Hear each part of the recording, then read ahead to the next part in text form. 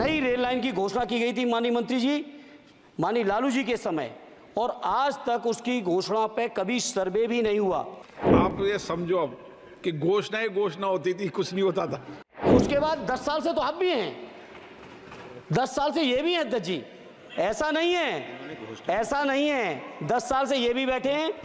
घोषणा उन्होंने की तो पूरा करना इनकी भी जिम्मेदारी है कि अध्यक्ष जी विभाग नहीं बदल गया है, भारत सरकार की जिम्मेदारी है। अरे 10 साल का हिसाब दे दो, अरे 10 साल का हिसाब दे दो। चलिए धर्मेंद्र जी, अरे मेरे पास समय कम है, उसका दुरुपयोग ना करो। धन्यवाद अध्यक्ष जी। हालांकि हमारी पार्टी का समय नहीं था, बावजूद इसके आपने समय दिया रेल बजट पे बोलने के लिए, उसके लिए मैं आपका बहुत हृदय से धन्यवाद। अध्यक्ष जी, बहुत सारे साथियों ने बड़ी जिम्मेदारी की बात कही, जनरल बोगी बढ़ाने से लेके सफाई से लेके उन सभी चीज़ों के साथ अपने को जोड़ते हुए, क्योंकि अध्यक्ष जी मैं आजमगढ़ संसदीय क्षेत्र से निर्वाचित होकर आया हूँ। आजमगढ़ संसदीय क्षेत्र अपने आप में बहुत ऐतिहासिक क्षेत्र है। अल्लामा शिबली नुमानी, कैफ़ी आज़मी, अयोध्या प्रसाद हरियोत से लेके तमाम जो हमारे एक से एक महान लोगों की ये सरजमी रही है। अध्यक्ष जी, आजमगढ़ क्षेत्र अलग अलग विविधताओं से भरा हुआ है।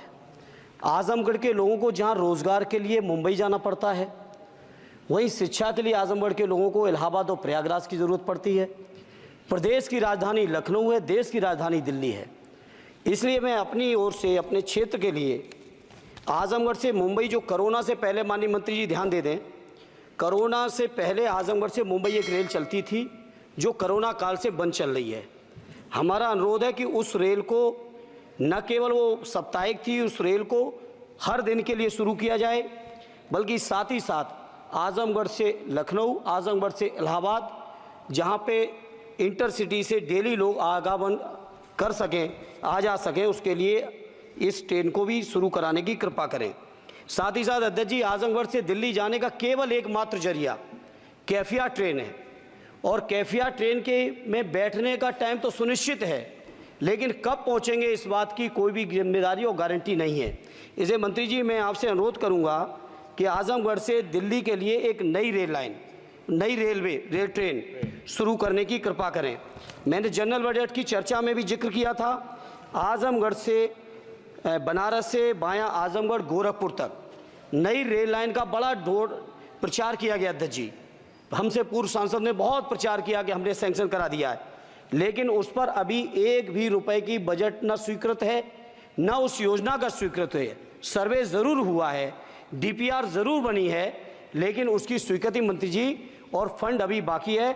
मैं उम्मीद करता हूं कि आप इसको ज़रूर ध्यान देंगे। साथ ही साथ अध्यक्ष जी, आजमगढ़ में जहानागंज से सठियाओं के बीच रेलवे ओवरब्रिज न होने की वजह से घंटों जाम लगता है।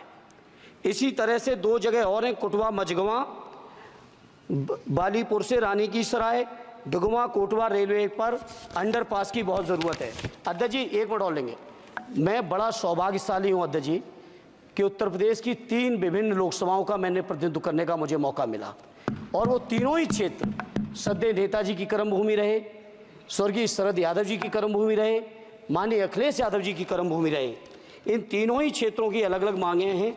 इसके लिए मैं आपसे थोड़ा सा अनुरोध करूंगा अध्यक्ष जी, जब लालू प्रसाद जी, माननीय लालू जी देश के रेल मंत्री थे, उस समय एक योजना की घोषणा की गई थी इसी सदन में। वो घोषणा थी मैनपुरी से एटा, कासगंज होते हुए बदायूं, बदायूं से संभल होते हुए गजरौला तक नई रेल लाइन की घोषणा की गई थी माननीय मंत्री जी, माननीय लालू जी के समय, और आज तक उसकी घोषणा पे कभी सर्वे भी नहीं हुआ। इसलिए मेरा अनुरोध है, वो पुरानी योजना है। धर्मेंद्र जी, आप ये समझो अब कि घोषणा होती थी, कुछ नहीं होता था। नहीं, उसके बाद 10 साल से तो आप भी हैं, 10 साल से ये भी हैं अध्यक्ष जी, ऐसा नहीं है 10 साल से ये भी बैठे हैं। चूंकि हमारी पार्टी के पास समय कम है, इसलिए हम उसको ज्यादा लंबा नहीं कहेंगे। दूसरा, मैनपुरी से घोषणा नहीं की थी, घोषणा उन्होंने की तो पूरा करना इनकी भी जिम्मेदारी है कि अध्यक्ष जी विभाग नहीं बदल गया है, भारत सरकार की जिम्मेदारी है। आज जो ये मंत्री जी घोषणा करेंगे, अगले मंत्री की जिम्मेदारी बनेगी, अगले मंत्री की जिम्मेदारी बनेगी।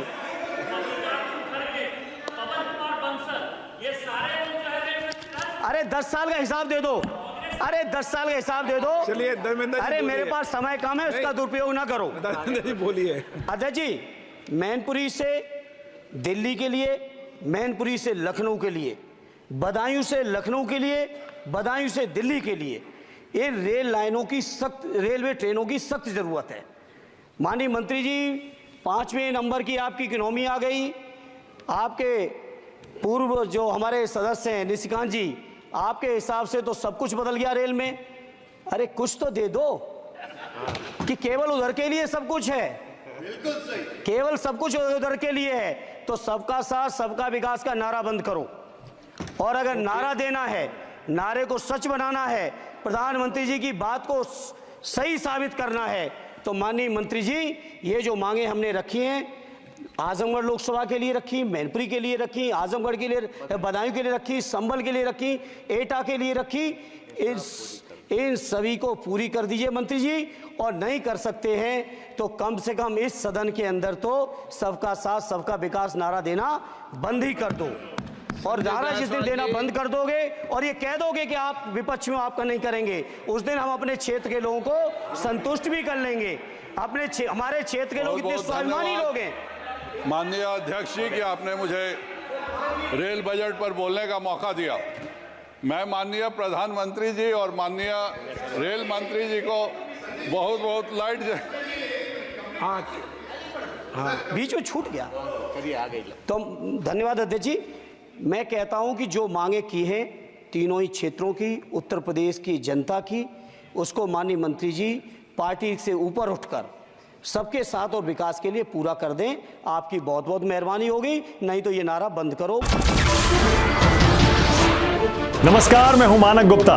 अगर आपको हमारा ये वीडियो पसंद आया हो तो इसे लाइक और शेयर जरूर करें, और हां, हमें सब्सक्राइब और फॉलो करना ना भूलें ताकि आप देश और दुनिया की कोई खबर मिस ना करें। तो जुड़े रहिए हमारे साथ और देखते रहिए न्यूज़ 24।